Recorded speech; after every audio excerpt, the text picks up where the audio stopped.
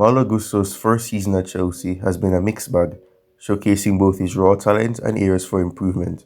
Here's a breakdown of his performance so far.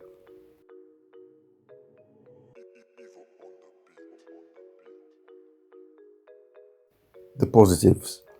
Bright flashes of attacking potential. Gusto has impressed with his attacking runs and crosses, particularly in matches against Crystal Palace and Manchester United. His link-up play with players like Raheem Sterling or Palmer on the right flank has been promising.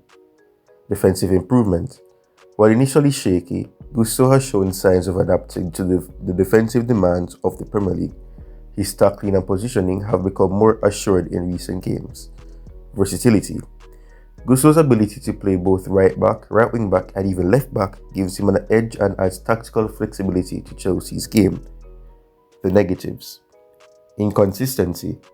Gusto's performances have been inconsistent, with moments of brilliance followed by lapses in concentration or defensive errors.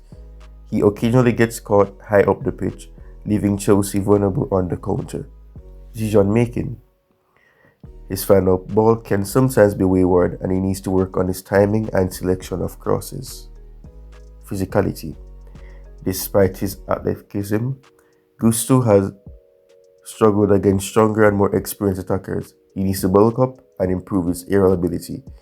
Bulk up doesn't mean he needs to look muscular in terms of body mass. That doesn't need to be the case. He can still have a quote-unquote slim build and still be able to be bulky and physical.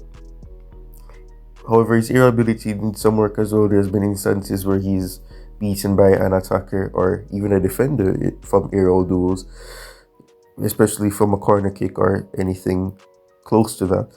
So that is something that definitely needs to work on. But Malo Gusto has been a very good player for Chelsea. He's been a player that has stepped up in Reece James's absence.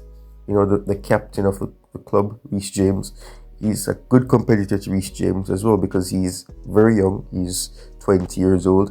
He's a player that is young and will perhaps be at the club for a long time, that can give James that competition. You know, let James be on his feet, you know, keeping on his toes, not knowing what is going to happen, and, you know, giving him that extra competition that he requires so that he can improve himself, and vice versa. Gusto will be getting competition from James, but Gusto has been a positive player in the team. He has had an engrossing story at Chelsea as well, because I'm sure lots of fans would have said, oh, what's going to happen with Gusto? Is Gusto going to get game time?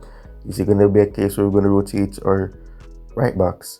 But he has been a good player, playing on the left flank, even though he's struggled in terms of having to put the ball on his right foot because he's right-footed. Obviously, it becomes a struggle, but he has been an influential player on that left side as well, and he's also been a good player and one that has benefited the team and has been an investment that has been successful based on what we've seen so far in this mid-season.